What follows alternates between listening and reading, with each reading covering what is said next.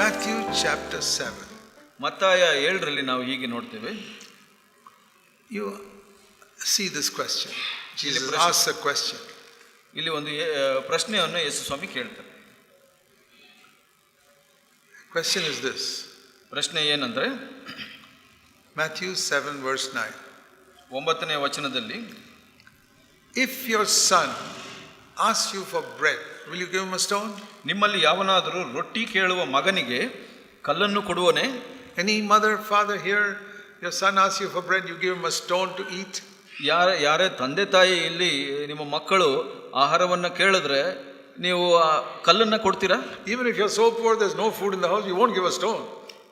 ನಿಮ್ಮ ಮನೆಯಲ್ಲಿ ನೀವು ಬಡವರಾಗಿದ್ದು ನಿಮ್ಮ ಆಹಾರ ಇಲ್ಲದೆ ಇದ್ರೂ ಕಲ್ಲನ್ನು ಕೊಡೋಕೆ ಹೋಗೋದಿಲ್ಲ. ಇಲ್ಲ. Then next question. ಮುಂದಿನ ಪ್ರಶ್ನೆ, If one day your son asks you for fish, will you give a snake? ನಿಮ್ಮ ಮಗ ಮೀನನ್ನ ಕೇಳಿದ್ರೆ ನೀವು ಹಾವು ಕೊಡ್ತೀರಾ? Will you put a snake on his plate and give it to him? ಒಂದು ತಟ್ಟೆಯಲ್ಲಿ ಹಾವನ್ನು ಹಾಕಿ ಕೊಡ್ತೀರಾ? These are examples Jesus uses. ಯೇಸು ಸ್ವಾಮಿ ಉಪಯೋಗಿಸಿದ ಒಂದು ಉದಾಹರಣೆಗಳಿದು. You're not good people. ನೀವು ಒಳ್ಳೆಯವರಲ್ಲ. But you know how to give good gifts to your children. ಆದರೂ ನೀವು ಮಕ್ಕಳಿಗೆ ಒಳ್ಳೆಯ ಕಾಣಿಕೆಗಳನ್ನು ಕೊಡೋದು ಹೇಗೆ ಅಂತ ಗೊತ್ತಿದೆ Even ನಿಮಗೆ. the bad people, they'll give good gifts to their children. ಕೆಟ್ಟ ಮನುಷ್ಯರು ಕೂಡ ಅವರ ಮಕ್ಕಳಿಗೆ ಒಳ್ಳೆಯದನ್ನ ಕೊಡ್ತಾರೆ. And then he says, ನಂತರ ಇವರು ಹೇಳ್ತಾರೆ, how much more your heavenly Father will only give what is good, verse 11, to those who ask him. 11ನೇ ವಚನದಲ್ಲಿ ನಾವು ನೋಡ್ತೀವಿ, ಪರಲೋಕದಲ್ಲಿರುವ ನಿಮ್ಮ ತಂದೆ ನೀವು ಬೇಡಿಕೊಳ್ಳುವವರಿಗೆ ಎಷ್ಟೋ ಒಳ್ಳೆಯ ವರಗಳನ್ನು ಕೊಡದಿರೋದು. This is one of the most important things you must believe. ನೀವು ಇದು ಬಹಳ ಮುಖ್ಯವಾದ ಸಂಗತಿ, ನೀವು ನಂಬಬೇಕಾಗಿರುವ. I don't think everybody believes it. ನಾನು ಅನ್ಕೊಳ್ಳಲ್ಲ ಎಲ್ಲರೂ ಅದನ್ನು ನಂಬುತ್ತಾರೆ ಅಂತ. Because I've heard so many believers say, ನಾನು ಬಹಳಷ್ಟು ವಿಶ್ವಾಸಿಗಳು ಹೇಳೋದನ್ನ why ಕೇಳಿದ್ದೀನಿ. has God allowed this evil to come to me? ಯಾಕೆ ಈ ದುಷ್ಟತೆ ನನಗೆ ಬರಲಿಕ್ಕೆ ದೇವರು ಅನುಮತಿಸಿದ್ದಾರೆ ಅಂತ ಕೇಳ್ತಾರೆ. Have you ever said that? ನೀವು ಯಾವಾಗಾದ್ರೂ ಹೇಳಿದ್ರೆ, Have you ever said, why has God allowed this to happen to me? ಇದು ಯಾಕೆ ನನಗೆ ದೇವರು ಅನುಮತಿಸ್ಬಿಟ್ರು ಅಂತ? Why didn't he give me this good thing which I wanted? ನನಗೆ ಬೇಕಾಗಿರೋ ಈ ಒಳ್ಳೇದು ಯಾಕೆ ಕೊಡ್ಲಿಲ್ಲ ದೇವರು ಅಂತ? All these questions show that you don't believe God is a good God. ಈ ಎಲ್ಲಾ ಪ್ರಶ್ನೆಗಳು ಏನು ತೋರಿಸುತ್ತೆ ಅಂದ್ರೆ ದೇವರು ಒಳ್ಳೆಯವರು ಅಂತ ನೀವು ನಂಬೋದಿಲ್ಲ. Then you need to come back to this passage. ಈ ಒಂದು ಸಂಗತಿಗೆ ಬರಬೇಕು ನೀವು. Will you give a stone to your children to eat? ನಿಮ್ಮ ಮಕ್ಕಳಿಗೆ ಕಲ್ಲನ್ನ ಕೊಡ್ತೀರಾ ತಿನ್ಲಿಕ್ಕೆ? Will you give a snake to your children to eat? ಹಾವನ್ನ ಕೊಡ್ತೀರಾ ಮಕ್ಕಳಿಗೆ ತಿನ್ಲಿಕ್ಕೆ? No. ಇಲ್ಲ. Then God will never give you anything evil. ಹಾಗೆ ದೇವರು ಕೂಡ ನಿಮಗೆ ಯಾವತ್ತೂ ನಿಮಗೆ ಕೆಟ್ಟದನ್ನ ಕೊಡೋದಿಲ್ಲ. That is one of the first things you must believe if you want to have a pure heart. ಇದು ಬಹಳ ಮುಖ್ಯವಾಗಿ ಮೊದಲನೇ ವಿಷಯ ನೀವು ತಿಳ್ಕೊಳ್ಬೇಕಾಗಿದ್ದು, ನಿಮಗೆ ಶುದ್ಧ ಹೃದಯ ಇರಬೇಕು ಅಂತ. You children, you must know that about God our Father, that he would never wants to give us anything evil. ನೀವು ಮಕ್ಕಳು ಕೂಡ ಪರಲೋಕದ ತಂದೆಯು ಯಾವತ್ತೂ ಕೆಟ್ಟದನ್ನ ನಮಗೆ ಕೊಡೋದಿಲ್ಲ ಅನ್ನೋದನ್ನ ನಂಬಬೇಕು. Some things can look evil but they are not evil. ನಮಗೆ ಕೆಲವು ಕೆಟ್ಟದಾಗಿ ಕಾಣಿಸಬಹುದು, ಆದರೆ ಅದು ಕೆಟ್ಟದಲ್ಲ. Supposing, for example, you do not know that in a hospital doctors sometimes cut a person's stomach to take out some bad part of that body. ನಿಮಗೆ ಗೊತ್ತಿರಬಹುದು, ಕೆಲವು ಸಲ ವೈದ್ಯರು ಆಸ್ಪತ್ರೆಯಲ್ಲಿ ಒಬ್ಬನ ಹೊಟ್ಟೆಯನ್ನ ಕತ್ತರಿಸಲಿಕ್ಕೆ ಕತ್ತಿಯನ್ನು Supposing there's some serious sickness inside. ಒಳಗಡೆ ಅವನಿಗೆ ಯಾವುದೋ ಒಂದು ಗಂಭೀರವಾದ ಕಾಯಿಲೆ ಇದ್ರೆ, ಕ್ಯಾನ್ಸರ್ ಆ ಥರ. You know what the doctor does? ವೈದ್ಯರು ಏನು ಮಾಡ್ತಾರೆ ಗೊತ್ತಾ? He takes a knife and cuts the stomach and takes out that cancer and throws it away. ಆ ಒಂದು ಕತ್ತಿಯನ್ನು ತೆಗೆದುಕೊಂಡು ಹೊಟ್ಟೆಯನ್ನು ಕತ್ತರಿಸಿ ಆ ಕ್ಯಾನ್ಸರ್ ಅನ್ನು ತೆಗೆದು ಬಿಸಾಡ್ತಾರೆ. Stitches it up and ಅದು ಮತ್ತೆ ಹೊಲದು, and the person's life is saved. ಆತನ ಜೀವ ಉಳಿಯಿತು. But if you don't know that, ಅದು ನಿಮಗೆ ಗೊತ್ತಿಲ್ಲ ಅಂದ್ರೆ, and one day you're looking through the window of that surgical room, ಆ ಒಂದು ಆಪರೇಷನ್ ಥಿಯೇಟರ್ ಕೊಠಡಿಯ ಕಿಟಕಿಯಿಂದ ನೋಡ್ತಾ ಇರ್ತೀರ, and you see this doctor taking a knife and cutting.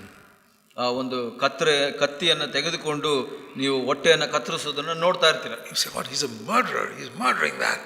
ನೀವು ಅನ್ಕೊಂತೀರಾ, ಆತನು ಕೊಲೆ ಮಾಡ್ತಾ ಇದ್ದಾನೆ ಅಂತ. He's not murdering. ಅದನ್ನು ಕೊಲೆ ಮಾಡ್ತಾ ಇಲ್ಲ. He's saving that person's life. ಆ ವ್ಯಕ್ತಿಯ ಜೀವವನ್ನು ಉಳಿಸ್ತಾ ಇದ್ದಾನೆ. So sometimes God uses a knife on us also. ನಮ್ಮ ಮೇಲೆ ಕೂಡ ದೇವರು ಆ ಕತ್ತಿಯನ್ನು ಉಪಯೋಗಿಸ್ತಾರೆ. He cuts out something. ಯಾವುದೋ ಒಂದು ವಿಷಯನ ಕತ್ತರಿಸ್ತಾರೆ. Because that is spoiling us. ಯಾಕೆ ಅಂದರೆ ಅದನ್ನು ನಿಮ್ಮನ್ನ ಹಾಳು ಮಾಡ್ತಾರೆ, ನಮ್ಮನ್ನು ಹಾಳು ಮಾಡ್ತಾರೆ. I remember one of the serious prayers I prayed to God as a very young man. ಒಬ್ಬ ಯೌವನಸ್ಥನಾಗಿ ಬಹಳ ಗಂಭೀರವಾದ ಒಂದು ಪ್ರಾರ್ಥನೆಯನ್ನು ನಾನು ಮಾಡಿದೆ. Lord Jesus, save me from the love of money. ಕರ್ತನಾದ ಯೇಸುವೆ, ನನಗೆ ಹಣದ ಮೇಲಿನ ಪ್ರೀತಿಯಿಂದ ನನ್ನನ್ನು ಕಾಪಾಡು. I'll tell you why I prayed that prayer.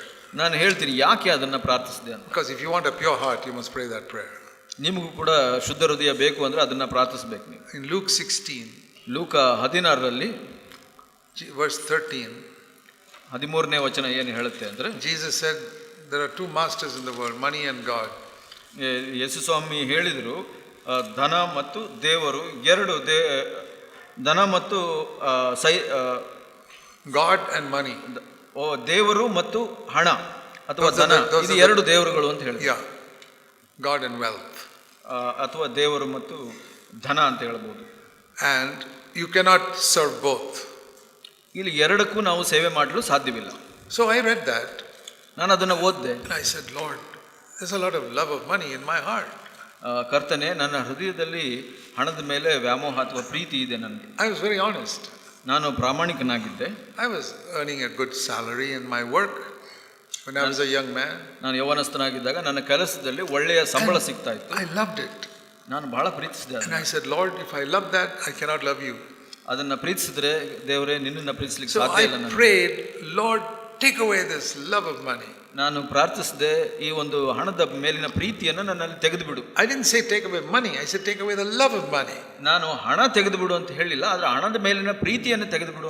I need money to live on this earth. ಈ ಭೂಮಿಯಲ್ಲಿ ಜೀವಿಸಲಿಕ್ಕೆ ನನಗೆ ಹಣ ಬೇಕಿದೆ. I need to pay house rent. I need to buy food. I need money. ನನಗೆ ಬಾಡಿಗೆ ಕಟ್ಟಬೇಕು, ಹಣ ಆಹಾರ ಬೇಕಿದೆ. I said, Lord, take away the love of money. ಆ ಒಂದು ಹಣದ ಮೇಲಿನ ಪ್ರೀತಿಯನ್ನು ತೆಗೆದು ಬಿಡು ಸ್ವಾಮಿ. And you know what God did? ದೇವರು ಏನ್ ಮಾಡಿದ್ರು ಗೊತ್ತಾ? I lost a huge amount of money one day. ಒಂದು ದಿವಸ ಬಹಳಷ್ಟು ಹಣ ಕಳೆದು ಹೋಗ್ಬಿಡ್ತು, ಕಳ್ಕೊಂಡ್ಬಿಟ್ಟೆ. Few thousands of rupees. ಕೆಲವು ಸಾವಿರ ರೂಪಾಯಿಗಳು. And I said, Lord, why did you do that? ನಾನು ದೇವರಿಗೆ ಕೇಳಿದೆ, ಯಾಕೆ ಈ ತರ ಮಾಡಿದೆ ಅಂತ. He said, you prayed that you should be delivered from the love of money. ನೀನು ಪ್ರಾರ್ಥನೆ ಮಾಡಿದೆ ಗೊತ್ತಾ, ಹಣದ ಪ್ರೀತಿಯಿಂದ ವಿಮುಕ್ತನಾಗಬೇಕು ಅಂತ. This is only first step. I'll do more things to deliver you more. ಇದು ಮೊದಲನೇ ಹೆಜ್ಜೆ ಅಷ್ಟೇ, ಇನ್ನೂ ಕೆಲವು ಕಾರ್ಯಗಳನ್ನು ಮಾಡ್ತೀನಿ ನಾನು ಅಂತ ಹೇಳಿದ್ರು. Oh, I said, thank you, Lord. Thank you very much. ಕರ್ತನೆ, ನಿನಗೆ ಧನ್ಯವಾದಗಳು ಅಂತ. Have you ever thanked God when you lost money? ನಿಮಗೆ ಹಣ ಯಾವತ್ತಾದ್ರೂ ಕಳ್ಕೊಂಡಾಗ ದೇವರಿಗೆ ಕೃತಜ್ಞತೆ ಹೇಳಿದ್ದೀರಾ? I did. ನಾನು ಮಾಡಿದೆ. Because the Lord showed me that is the answer to my prayer. ನನಗೆ ದೇವರು ತೋರಿಸಿದ್ರು, ಅದು ನನ್ನ ಪ್ರಾರ್ಥನೆಗೆ ಉತ್ತರ ಅಂತ ಹೇಳಿ. So if you are really serious, God will purify your heart. ನೀವು ಈ ವಿಷಯದಲ್ಲಿ ಗಂಭೀರವಾಗಿದ್ರೆ ದೇವರು ನಿಮ್ಮ ಹೃದಯವನ್ನು ಶುದ್ಧಪಡಿಸ್ತಾರೆ. He doesn't have to do it like that with everybody. ಹಾಗೆ ದೇವರು ಎಲ್ಲರ ವಿಷಯದಲ್ಲೂ ಹಾಗೆ ಮಾಡೋದಿಲ್ಲ. Let me show you an Old Testament example in the book of Job. ಯೋಬನ ಪುಸ್ತಕದಲ್ಲಿ ಹಳೆ ಒಡಂಬಡಿಕೆಯಲ್ಲಿ ಒಂದು ಉದಾಹರಣೆಯನ್ನು ನೋಡೋಣ. You know the story. ನಿಮಗೆ ಗೊತ್ತಿದೆ. In the book of Job, which comes before Psalms, ಕೀರ್ತನೆಯ ಮೊದಲು ಬರುವಂತ ಪುಸ್ತಕ ಇದು. Let me tell you, this man was a God-fearing man. ನಾನು ಹೇಳಿ ಇಷ್ಟಪಡ್ತೀನಿ, ದೇವರಿಗೆ ಭಯಪಡುವಂತ ವ್ಯಕ್ತಿಯಾಗಿದ್ದನು ಈತನು. He was like already gone into college spiritually. ಆತ್ಮಿಕವಾಗಿ ಅವನು ಕಾಲೇಜ್ ಮಟ್ಟದಲ್ಲಿ ಇದ್ದಂತವನು. And God said, now I want to go take him to postgraduate higher, more than college. ನಿನಗೆ ಆ graduation ಇಂದ ಇನ್ನೂ ಎತ್ತರದ ಮಟ್ಟಕ್ಕೆ ನಾನು ತೆಗೆದುಕೊಂಡು ಹೋಗ್ಲಿಕ್ಕೆ ನಾನು ಇಷ್ಟಪಡ್ತೀನಿ ಅಂತ ಹೇಳಿದೆ. So he suffered something nobody else in the world suffered. ಅವನು ಎಷ್ಟು ಕಷ್ಟವನ್ನು ಅನುಭವಿಸಿದನು ಅಂದ್ರೆ ಬೇರೆ ಯಾರು ಅದನ್ನು ಅನುಭವಿಸದೇ ಇರುವಂತದ್ದನ್ನು ಅನುಭವಿಸಿದ. One day God allowed somebody to come and kill all his 10 children. ಒಂದು ದಿವಸ ದೇವರು ಆತನ ಎಲ್ಲ 10 ಮಕ್ಕಳು ಯಾರೋ ಬಂದು ಸಾಯಿಸಲಿಕ್ಕೆ ಅನುಮತಿಸಿದ. And to destroy all his property. ಎಲ್ಲ ಒಂದು ಆಸ್ತಿ ಎಲ್ಲವನ್ನು ನಾಶ ಮಾಡಿದ್ರು. He lost his property and he lost his children. ಆತನ ಆಸ್ತಿ ಮತ್ತು ಆತನ ಎಲ್ಲ ಮಕ್ಕಳನ್ನ ಕಳೆದುಕೊಂಡ. And you know what he did? ಏನು ಮಾಡಿದನು ಗೊತ್ತಾ? He didn't complain, oh God, I'm so good to you and you treating me like this. ಅವನು ದೇವರಿಗೆ ಈಗ ದೂರ ಹೇಳಲಿಲ್ಲ, ನಾನು ಎಷ್ಟು ಒಳ್ಳೆಯವನು, ನಿನ್ನ ಮುಂದೆ ಒಳ್ಳೆಯದಾಗಿ ಜೀವಿಸ್ತಾ ಇದ್ದೀನಿ, ಆದ್ರೆ ನಿನಗೆ ಯಾಕೆ ಮಾಡಿದೆ ಹೀಗೆ ಅಂತ ಕೇಳಿಲ್ಲ. ಇಲ್ಲ. Some people, if one child is seriously sick, they begin to question, oh God, why you treating me like this? ಕೆಲವರು ಒಂದು ಮಗು ಗಂಭೀರವಾಗಿ ಅನಾರೋಗ್ಯವಾಗಿದ್ರೇನೆ ದೇವರೇ ಯಾಕೆ ಹೀಗೆ ಅಂತ ಕೇಳ್ತಾರೆ. See what Job did. ಆದ್ರೆ ಯೋಬನು ಏನು ಮಾಡಿದನು ಗೊತ್ತಾ? When he heard this message, servants came and said, your 10 children are dead. ಈ ಒಂದು ಸಂದೇಶ ಸೇವಕರು ಬಂದು ಹೇಳಿದ್ರು, ನಿನ್ನ ಎಲ್ಲ 10 ಮಕ್ಕಳು ಸತ್ತು ಹೋದ್ರು, all your property is burnt up. ಎಲ್ಲ ಆಸ್ತಿಯು ಸುಟ್ಟು ಹೋಯ್ತು. It says in Job 1 verse 20. ಒಂದು ಯೋಬ 1:20 ನಾವು ನೋಡ್ತೇವೆ. He got up, ಅವನು he shaved his ಎದ್ದನು, head, ತಲೆ and he ಬೋಳಿಸಿಕೊಂಡು fell down on the ground and worshipped God. ನೆಲದ ಮೇಲೆ ಅಡ್ಡ ಬಿದ್ದು ನಮಸ್ಕರಿಸಿ ಆರಾಧಿಸಿದ. And look what he says. ಇಲ್ಲಿ ಏನು ಮಾಡಿದನು ನೋಡಿ. When I came from my mother's womb, ಏನೂ ಇಲ್ಲದವನಾಗಿ ತಂದೆಯ ಗರ್ಭದಿಂದ ಬಂದೆನು. I did not have one child. ನನಗೆ ಯಾವ ಮಕ್ಕಳು ಇರಲಿಲ್ಲ. I did not have any property. ಯಾವುದೇ ಒಂದು ಆಸ್ತಿ ಇರಲಿಲ್ಲ. I didn't even have a shirt on me. ನನ್ನ ಮೇಲೆ ಒಂದು ಮೇಲಂಗಿ ಕೂಡ ಇರಲಿಲ್ಲ. And when I die, ನಾನು ಸತ್ತಾಗ I cannot take anything out of this world. ಇದರಿಂದ ಈ ಲೋಕದಿಂದ ನಾನು ಏನೂ So, ತೆಗೆದುಕೊಂಡು see what he ಹೋಗಲಿಲ್ಲ. says. ಇಲ್ಲಿ ಏನು ಹೇಳ್ತಾನೆ? When I came into the world, I had nothing. ನಾನು ಈ ಲೋಕಕ್ಕೆ ಬಂದಾಗ ನನ್ನಲ್ಲಿ ಏನೂ ಇರಲಿಲ್ಲ. How a baby is born? ಯಾವ ಒಂದು ಮಗು ಹೇಗೆ ಹುಟ್ಟುತ್ತೆ? Not even a shirt. ಒಂದು ಮೇಲಂಗಿ ಕೂಡ ಇರೋದಿಲ್ಲ. When they die, ಅವ್ರು ಸತ್ತಾಗ you can put a shirt on their body, but the soul is gone without anything. ಆ ಒಂದು ಶರೀರದ ಮೇಲೆ ಒಂದು ಅಂಗಿಯನ್ನು ಹಾಕ್ಬೋದು, ಆದರೆ ಆ ಒಂದು ಪ್ರಾಣ ಏನು ಇಲ್ಲದೆ ಮೇಲೆ ಹೋಗುತ್ತೆ. It's empty. ಅದಕ್ಕೆ ಏನು ಇಲ್ಲ, It's gone without anything. ಏನು ಇಲ್ಲ, It ತೆಗೆದುಕೊಳ್ಳದೆ can't take 1 rupee out of this earth. ಒಂದು ರೂಪಾಯಿ ಕೂಡ ಈ ಲೋಕದಿಂದ He ತೆಗೆದುಕೊಂಡು can't take one of his children from this earth. ತನ್ನ ಒಂದು ಮಗುವನ್ನ And so he says in verse 21, I came from my mother's womb without nothing. I'll go also back without anything. ತಂದೆಯ ಗರ್ಭದಿಂದ ಆಗಿ ಏನು ಇಲ್ಲದವನಾಗಿ ಬಂದೇನು, ಏನು ಇಲ್ಲದವನಾಗಿ ಗತಿಸಿ ಹೋಗುವೆನು ಅಂತ ಹೇಳಿ. During these few years that I'm here on earth, ನಾನು ಇಲ್ಲಿ ಇರುವಂತ ಕೆಲವೇ ವರ್ಷಗಳಲ್ಲಿ the Lord gave me children. ಕರ್ತನು ನನಗೆ He ಮಕ್ಕಳು gave me ಕೊಟ್ಟರು, property. ಆಸ್ತಿಯನ್ನು He ಕೊಟ್ಟರು, gave me many good things. ಬಹಳಷ್ಟು And ಒಳ್ಳೆಯದನ್ನು now ಕೊಟ್ಟರು. ಈಗ He's taken them all away. ಅದೆಲ್ಲ ತೆಗೆದುಕೊಂಡು ಬಿಟ್ಟು That's His. ಆತನಂತೆ He gave it to me and He took it away. ಆತನೇ ಕೊಟ್ಟನು, ಆತನೇ ತೆಗೆದುಕೊಂಡನು. Praise the Lord. ದೇವರಿಗೆ ಸ್ತೋತ್ರ. And there it says in verse 22, He did not sin. ಅಲ್ಲಿ 22ನೇ ವಚನದಲ್ಲಿ ಹೇಳುತ್ತೆ, ಯೋಬನು ಪಾಪ ಮಾಡಲಿಲ್ಲ. God was trying to give Job a pure heart. ದೇವರು ಆತನನ್ನು ಸಂಧಿಸಿದನು, ಯಾಕೆಂದ್ರೆ ಅವನಲ್ಲಿ ಶುದ್ಧ ಹೃದಯ. Where you love God more than all these things. ಎಲ್ಲಿ, ಯಾಕೆ ಅಂದ್ರೆ ಆತನು ಈ ಎಲ್ಲಾ ಸಂಗತಿಗಳಿಗಿಂತ ದೇವರನ್ನ ಹೆಚ್ಚಾಗಿ ಪ್ರೀತಿಸಿದನು. God has got a good plan for your life. ದೇವರಿಗೆ ನಿಮ್ಮ ಮೇಲೆ ಒಳ್ಳೆಯ ಯೋಜನೆ ಇದೆ. And the first step to that ಅದಕ್ಕೆ ಮೊದಲ ಹೆಜ್ಜೆ ಏನು ಗೊತ್ತಾ? is that you must confess your sin to the Lord. ನಿಮ್ಮ ಪಾಪಗಳನ್ನ ಕರ್ತನಿಗೆ ಅರಿಕೆ ಮಾಡಬೇಕು. Lord, I have done this wrong, I've done that wrong. ಕರ್ತನೇ, ನಾನು ಈ ತಪ್ಪನ್ನ ಮಾಡಿದ್ದೀನಿ, ಆ ತಪ್ಪನ್ನ ಮಾಡಿದ್ದೀನಿ. I love money more than I love you. ನಿನಗಿಂತ ನಾನು ಹೆಚ್ಚಾಗಿ ಹಣವನ್ನ ಪ್ರೀತಿಸ್ತೀನಿ ಸ್ವಾಮಿ. And Lord, I don't control my tongue. ನನ್ನ ನಾಲಿಗೆಯ ಮೇಲೆ ನನಗೆ ನಿಯಂತ್ರಣ ಇಲ್ಲ ಸ್ವಾಮಿ. So there's many things I love more than you. ಬಹಳಷ್ಟು ವಿಷಯಗಳು ನಿನಗಿಂತ ಹೆಚ್ಚಾಗಿ ಪ್ರೀತಿಸ್ತೀನಿ Please Swami. deliver me from all of them. ಇದು ಎಲ್ಲದಕ್ಕಿಂತ ನನಗೆ ಬಿಡುಗಡೆ Give me ಕೊಡು a ಸ್ವಾಮಿ. pure heart. ನನಗೆ ಶುದ್ಧ ಹೃದಯವನ್ನು ಕೊಡು Forgive Swami. me all my sins. ನನ್ನ ಎಲ್ಲಾ ಪಾಪಗಳನ್ನ ಕ್ಷಮಿಸು ಸ್ವಾಮಿ. Because Jesus died for me. ಸ್ವಾಮಿ ನನಗಾಗಿ ಸತ್ತು.